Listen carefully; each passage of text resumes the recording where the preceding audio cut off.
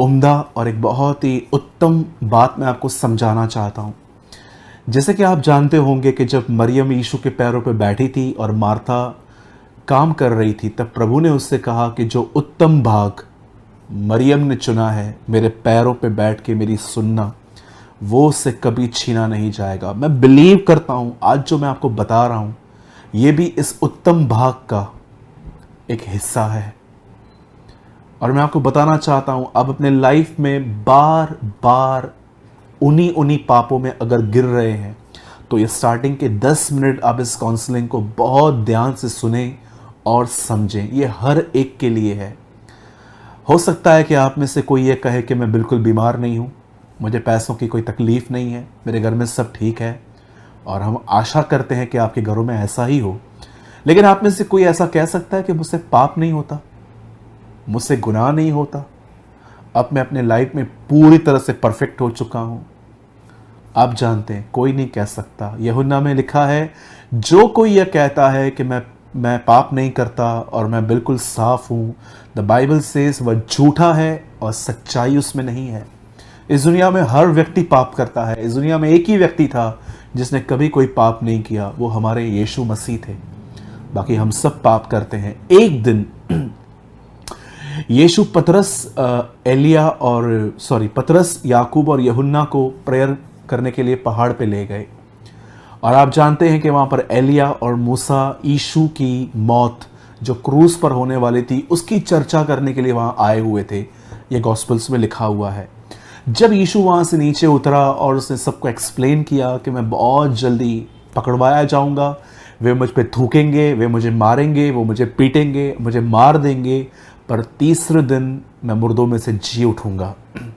ये बात जैसे ही पतरस ने समझी, तब पतरस ने यीशु को साइड में लेके जाके कहा कि प्रभु आपके साथ ऐसा ना हो। और आपने जाना होगा कि उसके बाद पतरस ने कुछ वादे भी किए कि सब आपको छोड़ दें, लेकिन मैं आपको नहीं छोड़ूंगा, मैं आपके साथ बंदी गृह में मतलब जेल में जाने के लिए तैयार हूँ, मार खाने के लिए तैयार हूँ। पर मुझे बताइए, जब जीसस अरेस्ट हुआ तो वो कौन सा पहला व्यक्ति था 12 चेलों में जिसने ये कहा कि मैं इसे नहीं जानता, मैं इसे नहीं जानता, मैं इसे नहीं जानता, और मुर्गे ने बांग दी? यही पतरस। मैं आप में से हर एक को कहना चाहता हूं, हर एक को, आप इन दिनों में ऑनलाइन मीटिंग सुन रहे हैं। चर्च ओपन होने के बाद आप अपने कलीसियाओं में जाएंगे और आप अपने घरेलू पास्टर जो हैं आप उनसे भी वचन सुनेंगे।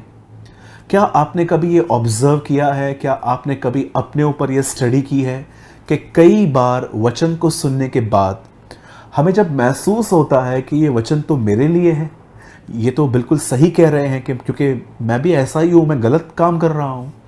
जब भी आपको वर्ड आपके इनसाइड एक लाइट देता है कि आप गलत कर रहे हो, तो मैं आपको बताना चाहता हूँ, वहाँ पर परमेश्वर से माफ़ी मांगना और प्रभु से ये कहना कि प्रभु मैं आज के बाद नहीं करूँगा, या आप बैठे बैठे कोई डिसीजन लेते हो कि मैं अब आज के बाद मैं ये नहीं करूँगा।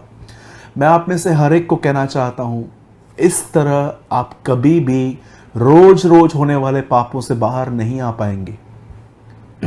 पतरस ने प्रभु से वादा किया, फिर भी वो गिर गया।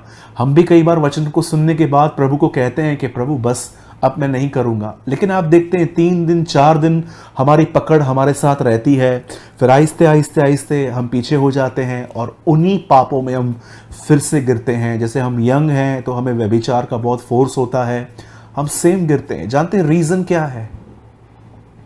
क्योंकि हमने वचन को सुना, हमने उससे स्वीकार किया, हमने माफ़ी भी मांगी, लेकिन उस वचन पर ओवरकम करने के लिए, जय पाने के लिए हमने परमेश्वर से अनुग्रह नहीं मांगा। आप जानते हैं व्यवस्था के द्वारा बाइबल बताती है, लॉ के थ्रू अगर नजात होती, अगर एक आदमी 10 आज्ञाओं के द्वारा ही सेव हो पाता तो यीशु क्यों आता? यह पॉसिबल ही नहीं था। हमेशा याद रखिए, जो प्रॉमिसेस आप परमेश्वर से कर रहे हो, आप उन प्रॉमिसेस पे तब तक ही खड़े रह पाओगे जब तक परमेश्वर का अनुग्रह होगा। जिस दिन अनुग्रह हटेगा आप वापस गिरेंगे। कुछ लोग कहते हैं ब्रदर मैं कमज़ोर हूं, मैं इसलिए गिरा हूं।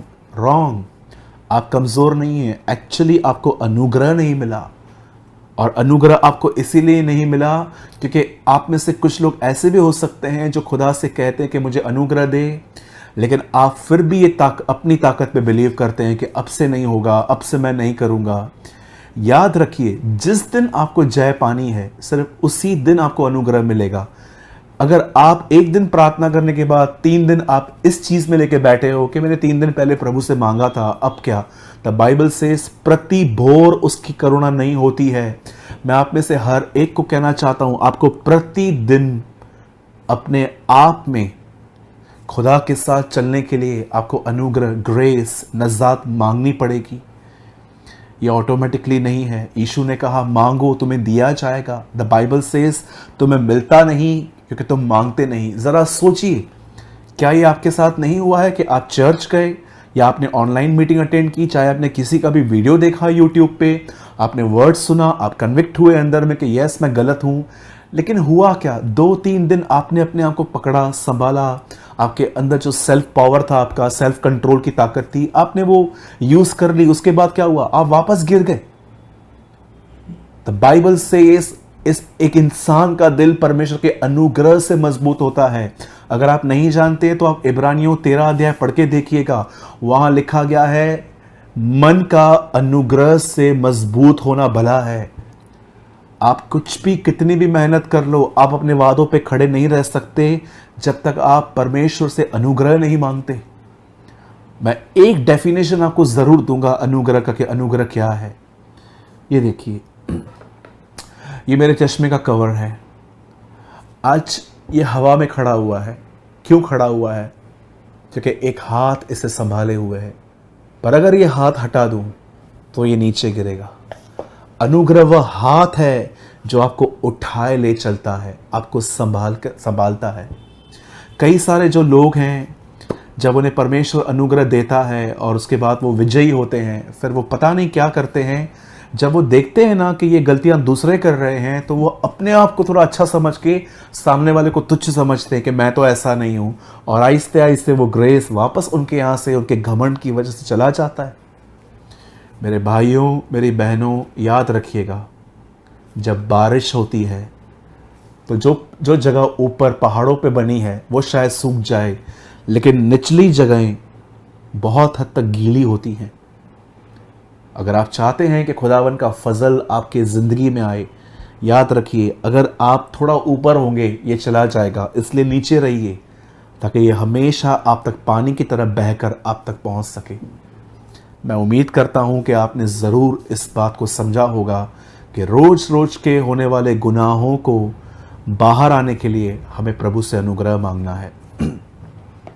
अब आइए, मैं आज के वर्ड में आपको ले जाना चाहता हूं और मैं आप में से हर एक को कहना चाहता हूं, लिसन, आज जो मैं वर्ड आपके साथ शेयर कर रहा हूं, मैं बताना चाहता हूं ये काम ऑलरेडी बहुत सालों से हो रहा है। आपने जाना होगा कि आज इस मीटिंग का टाइटल हमने रखा, ये आपके साथ भी हो सकता है। अगर मैं ये कह रहा हूं कि आपके साथ भी हो सकता है, इट मीन्स ये बहुतों के साथ हुआ है और हो रहा है, और ये आपके साथ भी हो सकता है। जो मैं आज शेयर करूंगा, जिनके साथ हुआ है, मैं उन्हें एक रास्ता दिखाना चाहता हूं पर पवित्र आत्मा के द्वारा कि हम कैसे निकलें। लेकिन जो अब तक इस कामों में नहीं आए हैं, मैं उन्हें अलर्ट करना चाहता हूं ताकि वो भी न गिर पड़े।